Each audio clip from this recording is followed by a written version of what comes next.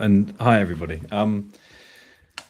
I wanted to check first whether you could see my We can slides see all and the that. slides. Yeah, yeah, Okay, yeah, yeah. fantastic. That's great. Wonderful. Thank you. I thought it'd be good to kick things off really with a bit of backstory on how I came to being part of this and where it all began. But my business partner and I, Phil, were both agency owners. So we've worked in media and creative industries, for myself for 20 years, Phil for nearly 30. And we were at that point with clients where we were creating great work, but ultimately we were building other people's brands for them by putting strategies in place and from Phil's perspective, amazing award-winning content. And we're having that similar sort of conversation that so many people have. They want high level, top level London output creative, but with a Gloucestershire budget, which is where we're both based and where our agencies were based. And for us, it was at a point in our lives where we wanted to do something a bit different. We wanted to create something that was our own, that we could nurture, that we could see and reap the rewards from, I guess, that we were doing for so many others. For me, it was having spent 20 years selling people and selling time as an agency. I wanted to sell products. I wanted something I could scale, something that I could use all of my expertise, but something that I could replicate time and time again. For Phil, it was slightly different. It was more of a creative outlet. The constraints that you have from budgets and clients were weighing him down. He wanted to do something that he could genuinely have 100% creative control over. So I guess that's where the partnership began, and why to many ways it's been a success if you have that commercial and that creative and both being entrepreneurial. But you kind of need the balance of both, and that's pretty much what my conversations or my talks about today. But we both had a shared love of this idea that we had this online store, 24/7 business that would be selling to people all over the world. I mean, it's limitless, right? And it's such a great idea. And I remember thinking to myself, okay, this is going to be wonderful. I can make money while I sleep. And that was kind of the level we were at with our entrepreneurial spirit, but quite naive, very optimistic. So we went ahead. We launched a Kickstarter campaign in 2016, and we raised £50,000 to fuel and fund this first collection. And in that moment, we thought, okay, we've cracked this. Like, this is what it feels like. We've had people back the brands, albeit most of which were friends and family, and even a little bit from us. But we thought there must be thousands of people out there that are going to just immediately rush to buy all these lovely clothes from us, and everything would be easy. So we genuinely believe that once this website was live, the sales would just come. But the reality is, as many of you know, is that didn't really happen. I mean, very little happened. Traffic was in the tens per day. Emails were going out to the same few hundred people that had backed the Kickstarter campaign, and the handful of sales that we were getting have eventually eroded to the point of silence. So that reality of this 24/7 business was sort of hit us pretty quickly, that we were open and always trading, which also meant we were always on. Phil and I were both on like live chat, and Phil would do the Instagram messaging. It wasn't like we were being bombarded every day, because there was hardly anyone coming to the site, but we was just hell bent on speaking to people and engaging. And for me, it was about making that sale. If somebody came to the site and they weren't able to speak to a human, it's like walking into a shop that doesn't have a shop assistant, which is why we've always had human customer service, despite the introduction of bots and AI. We will, I think, always have humans on 24/7. So the realization, I guess, which sort of began to sink in, was the people that had backed us on Kickstarter, they didn't back a brand. They backed this sort of moment in time, like so many of us get caught up in a wonderful Kickstarter campaign. They wanted the story, the well-shot video, all the assets that we created, but we weren't really yet a brand. There was no real connection to us or what we stood for, and there was no reason to come back. So, and if I'm honest, in the early days, the product was okay. Okay, you remember this is two guys that have no idea about fashion, so you can imagine some of the product wasn't at its best. So traffic dried up, excitement began to fade. We were left with this kind of burning question of like, have we actually built something, or did we just have a good launch and a bit of a buzz around it? So the first sort of main realization was that no one really cares. So after that sort of initial launch really kicked in, like most founders and business owners, we got busy. Our agencies were still running. We had mortgages to pay, mouths to feed. There was no way of moving across just yet.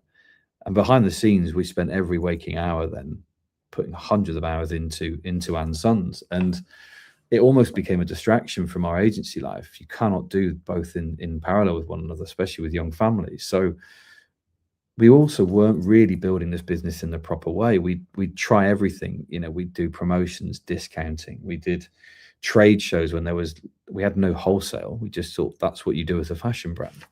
We used to go to consumer shows and small town markets to just really trying to sell products, get products in front of people, get them to feel the quality, and hopefully they'll remember us. And on paper, it was kind of working. Revenue was creeping up, albeit slowly, and we weren't really building a brand. We were just sort of shifting stock. We didn't look at data. Data was not, I came from a brand strategy background, and I guess for me, I was strategic and analytical. Phil, couldn't think of anything worse of looking at an Excel spreadsheet. And so we weren't tracking things like ROI. We weren't really understanding what customer acquisition or retention meant. We just looked at revenue and thought, well, the needles are pointing up, the lines are going in the right direction. But what we're actually doing, that was a big question. And this, I guess, when I look back on our time in the early days, is really where I can understand it better, is that we were learning. Like, we were learning from customers, albeit a small handful of them, by speaking to them regularly and face to face. We were understanding what they bought, what they didn't want to buy. We were learning how to make a better product and working with our suppliers. We were basically building something from scratch. And more importantly, we were starting to see who it was really for. And I guess this, for me, is certainly where I sit within the business as well, is that we found a niche almost unknowingly. Turns out that niche is almost identical to Phil and I, but these guys are a very specific type, okay, a certain age bracket, 40 to 65 years old. They feel forgotten. They've been lost. They've been forgotten by the high street. We call them the forgotten middle. They're not interested in fast fashion. They still want to look good and feel good, more importantly. And then we started to have quite deep conversations with these customers around their self-worth and self-esteem and their own identity, and even down to mental health, which is a big part of the And Sons brand. And that's when something kind of clicked, really. We realized then that we weren't really starting this to kind of just sell clothes. It was about connecting with people, and we saw a lot of the values that we held deep in those customers. I mean, it's always a way, isn't it? You create a brand and you attract customers that share those values and outlooks, I guess. So we kind of made a shift. We stopped sort of selling clothes at that point in a literal term. Not in a literal term, but we weren't looking at just as selling clothes anymore. And we started to build something that people wanted to be part of, because that's really when people start to care. The product is one thing, but when you start to be part of a brand and follow that journey, is when people really do start to engage and resonate.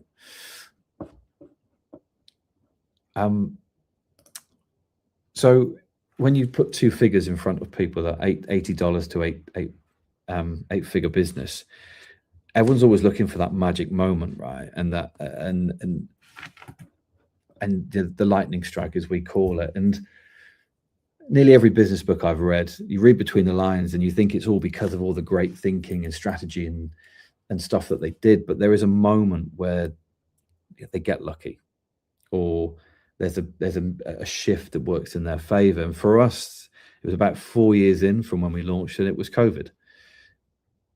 The whole world changed, right? Our agencies themselves slowed down overnight. Clients were cutting budgets. There was no work coming through. And in the meantime, the entire world moved online. So stores were closing, and suddenly e-commerce wasn't the optional anymore. It was the necessity. And we'd had that bit of momentum. We'd had a site live for 4 years. We were learning the ropes of online marketing and digital marketing. Not hugely, but enough to get by. We had the Shopify site, we had the great product, and because of our backgrounds, we had this great content.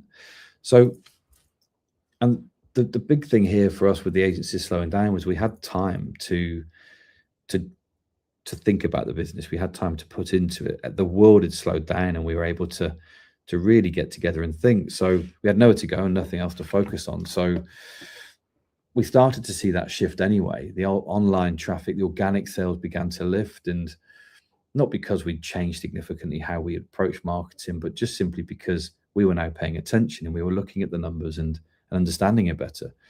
So we went all in. We reinvested every ounce of penny that came into Ansons through the Shopify channel.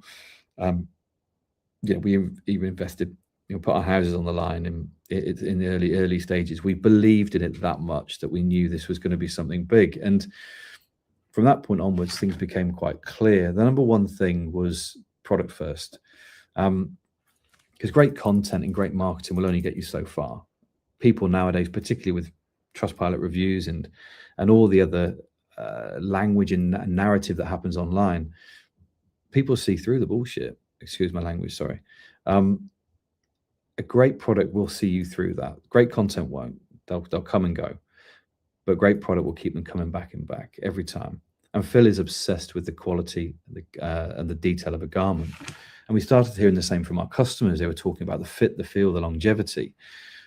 It was all the things that we wanted: timeless clothing, built to last, not driven by trends. And all of this really started to resonate. So, and it's what was keeping people coming back. It wasn't the ads or the discounts. It was the products. The second thing for me with that was that how much brand genuinely matters. Now, I came from 20 years of ramming brand down my clients' throats and saying how important it was. But as the online space got much louder, with more and more brands advertising, even launching, there's more noise to cut through, and a strong brand with a strong presence and a strong narrative will cut through that. We had something real. We had something honest. We didn't use influencers, and we weren't overly glossy with some of our marketing.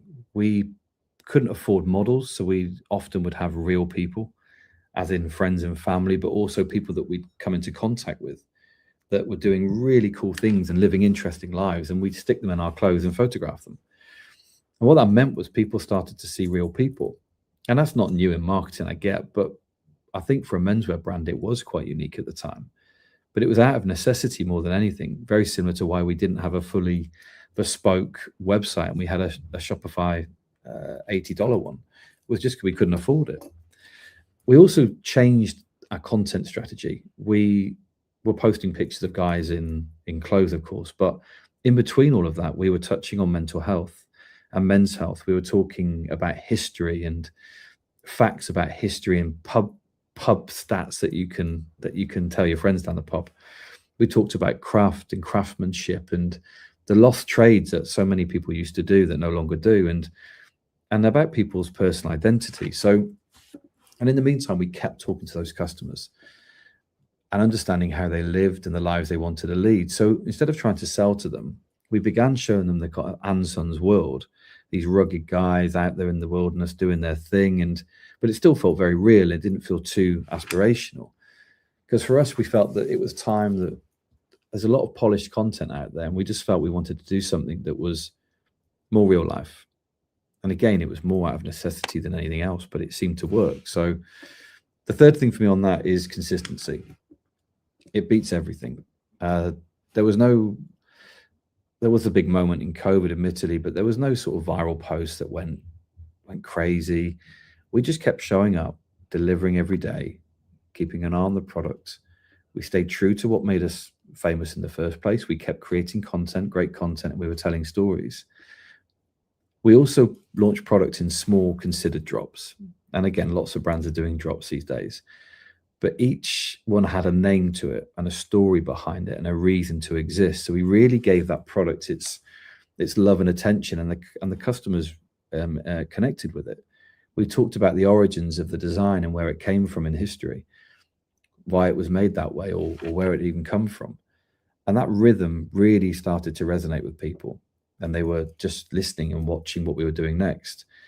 because for consistency, every single channel and every touch point must be coming from the same voice and visual language.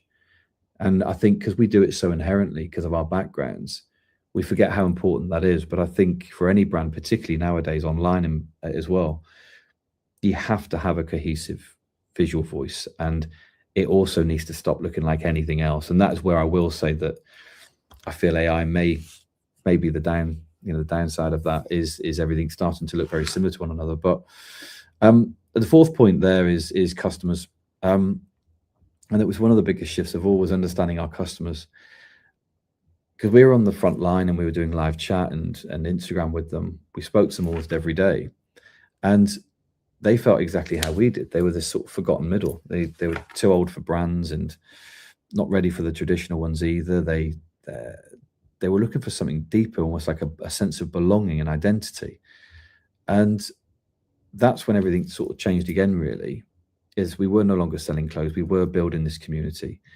We launched retreats. We did shop events. We did any opportunity we could do to create a moment or a space to connect with each other. We became the conduit. We just let people talk. We let them meet, hang out, and exchange messages. And we've got mental health WhatsApp groups now. We've got private Facebook groups for our best top customers. And even now, I'm still sat on those threads and I'm listening and I'm responding and I'm watching what they're doing. And that was, that's where you're no longer selling. You are just becoming part of their everyday life. And we have customers that are on their 200th order because they feel a genuine connection to us as a brand.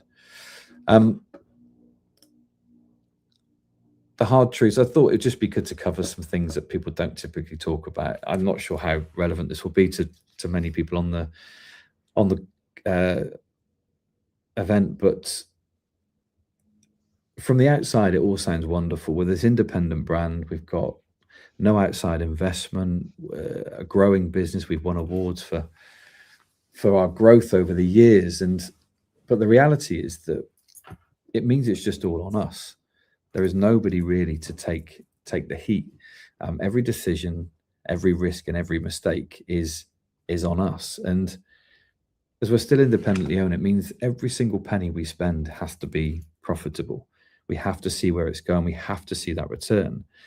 We've got some amazing, huge ideas that we come up with, and they simply never happen. And not because they're bad ideas necessarily, just simply because we've got to find the money and we've got to show the return. And in a product business, cash is everything. We buy stock up front, in order to sell, and we buy lots of it now. So if we get that wrong, either timing or price point, or even a delay in shipping where it's half the season's gone, we really do feel that, from a finance point of view. And that leads me nicely into something that as creative founders and entrepreneurs, you never really find, or they seem to avoid, and that's the numbers. And that could be Shopify numbers, GA4, your latest email campaigns, all the finances of the business. But so many are so against looking at the numbers, and the numbers don't lie. They tell you what's working, they tell you what's not working, they tell you when you're leaking money. And if you ignore them, the business catches up on you. You can't hide away from it. So, but like I guess a lot of people in creative industries, I didn't start the brand to sit and stare at spreadsheets all day. But the reality is, it is genuinely the lifeblood of the business. And another truth, actually, you can't do this alone. It started with Phil and I. And as soon as that growth came, our teams that we'd hired and recruited became everything. They were one of our biggest costs, but they're also one of our biggest opportunities. If we hire well and we give people ownership, they do show up, they do the job, and they help carry the weight. But you need to give them that autonomy to be able to do that, and that's the big learning curve, especially as a founder owner, that you hold on to so much control and you want to do everything yourself, because surely there's no way somebody could do it better than you. But turns out they can. And that is the only way it works long term. And one thing I've always talked about with sort of something to get comfortable with is that you will get things wrong. A lot of what you try will fail. Some ideas will move the business forward and make a big impact, and others will slow you down. But I've always felt you need to be ruthless. You need to double down on what's working, kill those bad ideas really quickly before they hurt the business, and make the most of those limited resources that you've got. And it was more of a bit of word of warning, really, I guess, to anyone that is at startup phase or even considering doing this, that it is relentless. Like, there is no switch off. I was awake until 3 o'clock this morning. I've just spent 4 hours in a finance meeting before joining this call. I haven't had a relaxing holiday in 10 years, and even prior to that with the other businesses. You never switch off, especially with an online business. Your marketeer 1 minute, your finance the next, your HR, your customer service.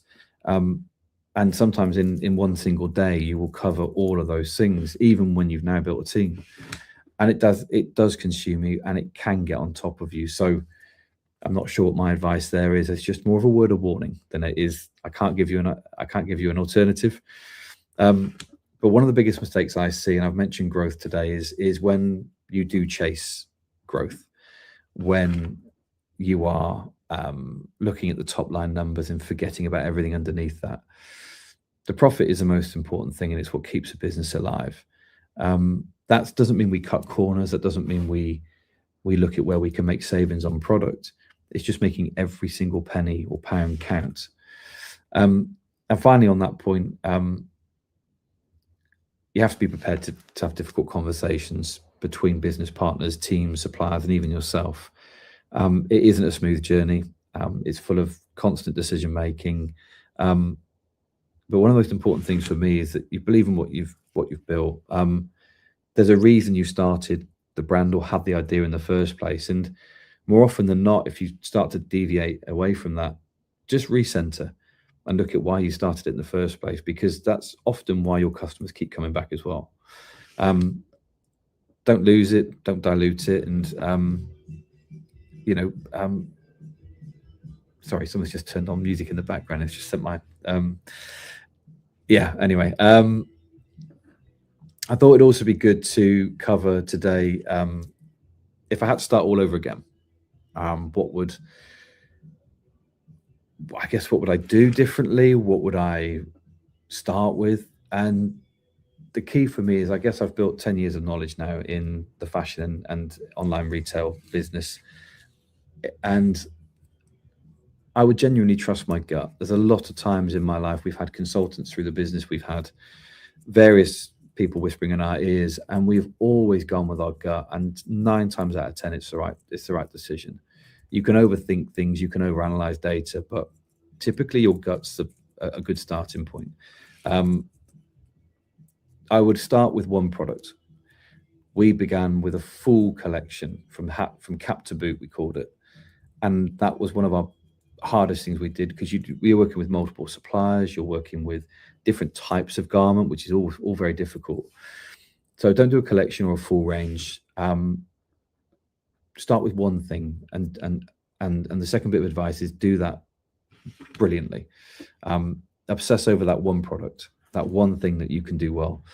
For clothing, it would be the fit, the quality, the detail, because that is what brings people back, and that's almost what you become famous for.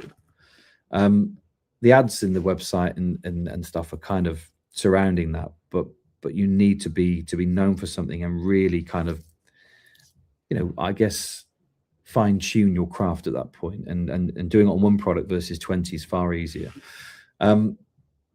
So heading back to my brand days, number 3 would be define a clear promise.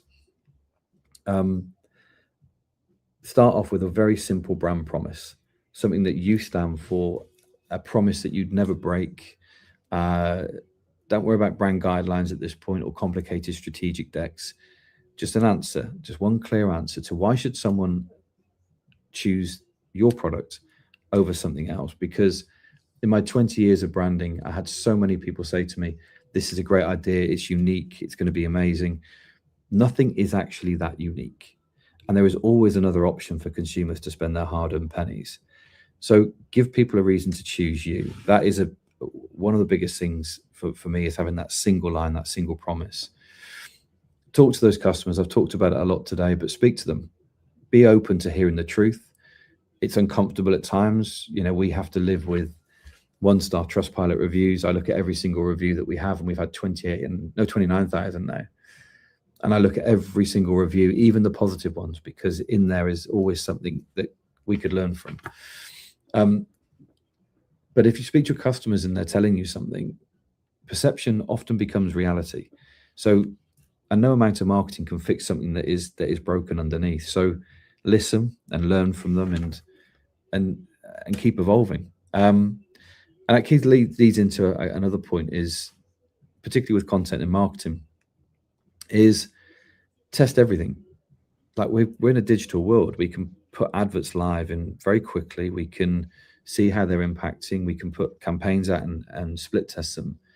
Like, don't be afraid to trial things, as long as it's on brand, but just try new things. Look at what other brands are doing in terms of their content strategy and try it. If it doesn't work, it's easy to rectify. You won't get it right all the time either, but we went from organic growth through to quite heavy performance and channel marketing, and we spent and still spend a fortune on paid ads. But I wouldn't do that in the early days. I'd focus on getting people to talk and refer, and I'd build that community first, because performance marketing really, it doesn't build a brand. It just it scales what's already working. And if those foundations aren't right, you're basically accelerating the problem.